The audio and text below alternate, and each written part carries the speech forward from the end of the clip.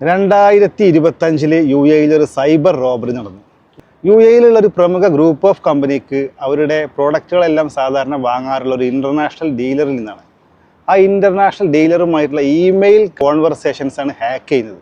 ലോകത്തിൻ്റെ ഏതോ മൂലയിൽ ഇരുന്നിട്ട് ഈ സൈബർ മോഷ്ടാവ് 2 കമ്പനികളുടെയും ഇമെയിലെല്ലാം ഹാക്ക് ചെയ്തു. ആ കോൺവെർസേഷൻസ് സ്റ്റഡി ചെയ്യണം, പ്രോഡക്റ്റ് എൻക്വയറി ചെയ്യുന്നത്, പ്രോഡക്റ്റ് സാമ്പിൾ അയക്കുന്നത്, സാമ്പിൾ വെരിഫൈ ചെയ്യുന്നത്, ഈ വെരിഫൈ ചെയ്തതിന് ശേഷം പ്രോഡക്റ്റ് സെൻഡ് ചെയ്യുന്നത്, ആ സെൻഡ് ചെയ്ത പ്രോഡക്റ്റ് ഡെലിവറി ചെയ്യുന്നത്, ഡെലിവറി ചെയ്തിട്ട് ക്വാണ്ടിറ്റി ഫിക്സ് ചെയ്യുന്നത്, ക്വാണ്ടിറ്റി ഫിക്സ് ചെയ്തതിന് ശേഷം യൂണിറ്റ് ക്വാണ്ടിറ്റി അതിൻ്റെ പ്രൈസ് ഫിക്സ് ചെയ്യുന്നത്, അതുപോലെ ടോട്ടൽ എമൗണ്ട് ഫിക്സ് ചെയ്യുക.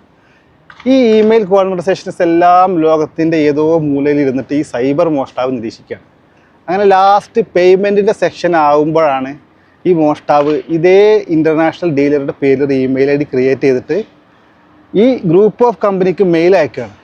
എല്ലാ നമ്മുടെ വെരിഫിക്കേഷൻ കഴിഞ്ഞിട്ടുണ്ടെങ്കിൽ അടുത്ത സ്റ്റേജ് പേയ്മെൻ്റ് ആണ്. അങ്ങനെ ഒരു അക്കൗണ്ട് നമ്പർ കൊടുക്കണം. ആ അക്കൗണ്ട് നമ്പറിലേക്ക് പൈസ ട്രാൻസ്ഫർ ചെയ്യാൻ നിർബന്ധിക്കുകയാണ്.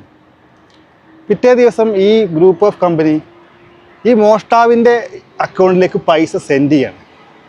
ഏകദേശം 1 മില്യൺ ദിർഹംസാണ് ആ കമ്പനിക്ക് അങ്ങനെ ലോസ് ആയത്. അതിനുശേഷം 2 ദിവസം കഴിഞ്ഞിട്ട് ഒറിജിനൽ ഡീലർ അവർ മെയിൽ അയക്കുകയാണ്, പേയ്മെൻറ്റ് അയക്കാൻ വേണ്ടി അവർ സെൻഡ് ചെയ്യണം, മെയിൽ സെൻഡ് ചെയ്യണം.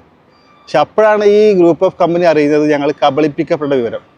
അപ്പോൾ യു എയിൽ ഇത്തരം പേയ്മെൻറ്റ് സംബന്ധമായിട്ട് ഫിനാൻഷ്യലായി കൈകാര്യം ചെയ്യുന്ന ഏതെങ്കിലും സ്റ്റാഫുകളോ അല്ലെങ്കിൽ മലയാളികളൊക്കെ ഉണ്ടെങ്കിൽ ഇത്തരം ഒരു ലാർജ് എമൗണ്ട് സെൻഡ് ചെയ്യുന്നതിന് മുമ്പ് തന്നെ ആ ഒരു കമ്പനിയുമായിട്ട് ഫോണിലൊരു കോൺവെർസേഷൻ നടത്തിയിട്ട് നിങ്ങൾ തന്നെ അല്ലേ ഇത് എന്ന് ഉറപ്പ് വരുത്തിയിട്ട് പൈസ അയക്കുക അല്ലെങ്കിൽ പൈസ ട്രാൻസ്ഫർ ചെയ്യുക, നന്നായിരിക്കും.